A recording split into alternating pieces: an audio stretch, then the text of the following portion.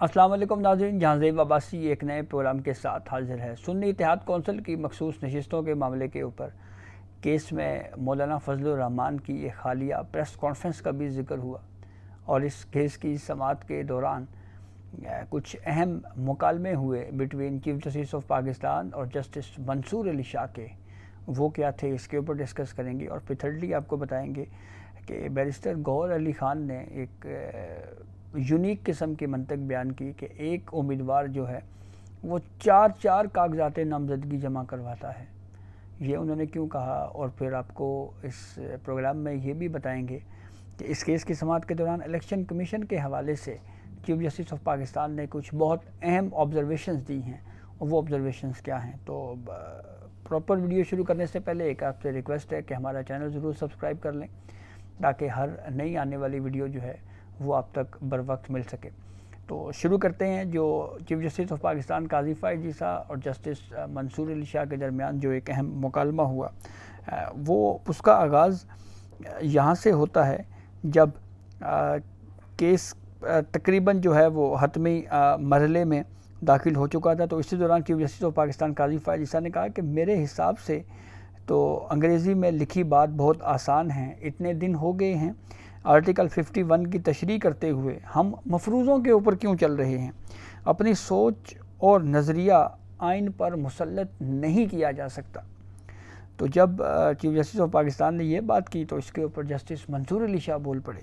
Justice Mansoor Ali Shah ने यह कहा कि काश मेरा दिमाग चीफ जस्टिस पाकिस्तान काजी फ़ाइज़ ईसा जैसा होता तो पढ़ते ही समझ जाता। इतनी किताबें इसीलिए पढ़ रहे हैं कि समझ आ जाए। कमज़ोर जजेस को भी अपने साथ लेकर चलें। एक मौका पर जस्टिस मंसूर अली शाह ने यह कहा कि मैं ये देख रहा हूँ कि जो असल हकदार है उसको हक मिला है या नहीं मिला। जो असल हकदार था उसको हक मिलना चाहिए था। तो इस पर अटॉर्नी जनरल फॉर पाकिस्तान ने यह कहा कि हकदार को हक मिलने के लिए जो तरीक़ाकार है पहले वो तय होना चाहिए कि क्या वो तरीक़ाकार के ऊपर, मयार के ऊपर पूरा उतरता है या नहीं उतरता। तो इस पर चीफ जस्टिस ऑफ पाकिस्तान काजी फ़ाइज़ ईसा ने यह कहा कि यहाँ पे मसला हक का नहीं है, हमने आइन को देखना है कि आइन पाकिस्तान इस मामले पे क्या कहता है। एक मौका के ऊपर जब खैबर पख्तूनख्वा हुकूमत के वकील ने सुप्रीम कोर्ट को कहा जी कि इलेक्शन कमीशन का जो कंडक्ट है वो ठीक नहीं रहा, तो इस पर जस्टिस जमाल खान बंदोखेल ने कहा कि आप क्या कहना चाहते हैं कि जो खैबर पख्तूनख्वा में इलेक्शन हुए क्या उनके ऊपर भी आपको एतराज़ है। तो इसके ऊपर एडवोकेट जनरल खैबर पख्तूनख्वा के कोई जवाब उनसे ना बन पाया और वो खामोश हो गए।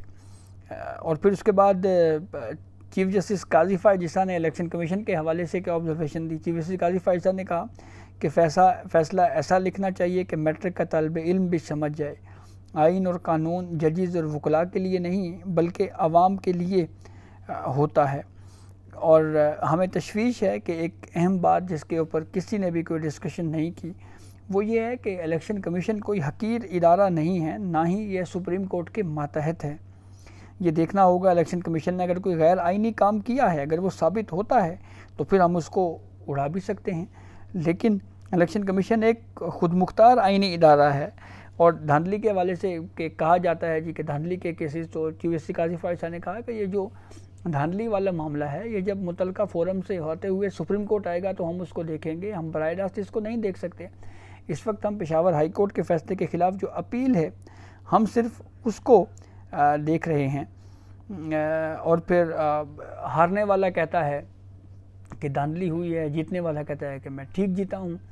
और जो चीफ इलेक्शन कमिश्नर की अपॉइंटमेंट का जो प्रोसेस है वो हम जजेस तो उसमें शामिल नहीं होते। हम जजेस जो है वो चीफ इलेक्शन कमिश्नर के तकर्रुर का जो प्रोसेस है उसमें शामिल नहीं होते।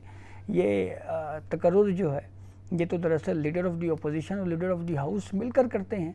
तो ये observation chief justice of Pakistan की जानिब से दी गई। और फिर इसके अलावा जब बैरिस्टर गौहर की जानिब से सुप्रीम कोर्ट को जब ये बताया गया, जब जस्टिस जमाल खान बंदोखेल ने कहा कि ये बैरिस्टर गौहर साहब यहाँ बैठे हुए हैं, आप ज़रा रोस्टम पे आएँ, बैरिस्टर गौहर रोस्टम पे आई तो उन्होंने कहा कि आपने तो कहा था कि आपने अपने कागजात नामजदगी में पार्टी एफिलिएशन ज़ाहिर की थी, तो ये तो कह रहे हैं कि आपकी हैसियत आज़ाद है। तो इस पर बैरिस्टर गौहर ने एक बड़ी यूनिक किस्म की ایک بات کی، انہوں نے کہا جی کہ ہر کینڈیڈیٹ چار کاغذات نامزدگی جو ہے وہ فائل کرتا ہے.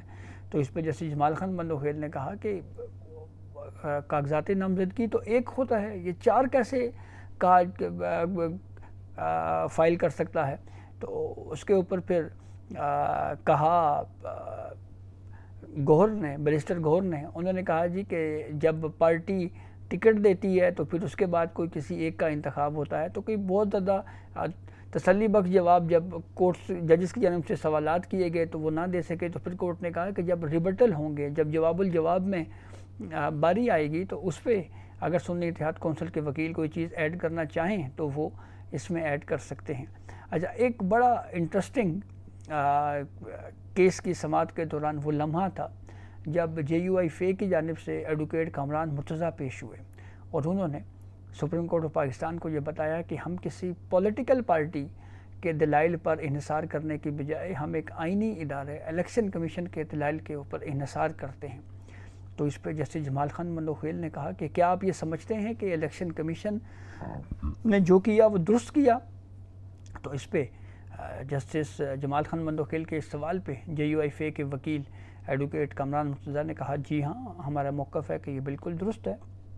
اور پھر یہ ڈسکشن بھی ہوئی کہ جے یو آئی کے جو پارٹی آئین ہے اس میں یہ کہا ہوا ہے کہ غیر مسلموں کو یا اقلیتوں کو جو ہے وہ ممبر نہیں بنایا جا سکتا. تو اس پہ ایڈوکیٹ کامران مرتضیٰ نے کہا کہ ہم نے گزشتہ روز اس حوالے سے ایک کلیریفیکیشن یا وضاحت بھی جاری کی تھی اور یہ مس پرنٹ ہوا جس کی وجہ سے غلط تاثر قائم ہوا.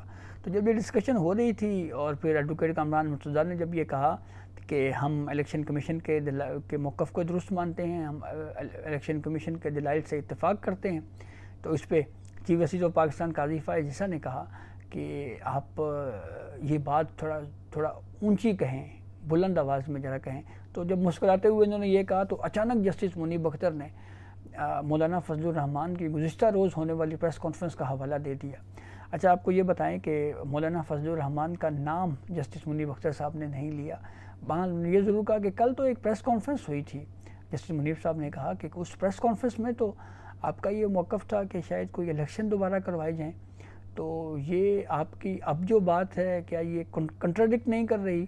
تو ایڈوکیٹ کامران مرتضیٰ نے پھر وہی جواب دیا. انہوں نے کہا کہ ہمارا یہ موقف ہے کہ ہم الیکشن کمیشن کے اس جو دلائل ہیں نہ صرف اس پہ انحصار کر رہے ہیں بلکہ ہم الیکشن کمیشن کے موقف جو ہے ہم اس کو بھی درست مان رہے ہیں اور اس کے ساتھ کھڑے ہیں. اور یوں کیس کی سماعت کل تک ملتوی ہو گئی ہے. سپریم کورٹ نے یہ کہا ہے کہ کل 11:30 بجے سے لے کر 1:30 بجے تک اس کیس کو سنیں گے، کیونکہ پھر اس کے بعد جوڈیشل کمیشن کی میٹنگ بھی ہے جس میں chief justice Lahore high court اور chief justice Sindh high court کی اپوائنٹمنٹ کا معاملہ جو ہے وہ زیر غور آئے گا. تو یہ اب تک کی اپڈیٹ تھی جس سے ہم نے آپ کو آگاہ کیا. بہت شکریہ.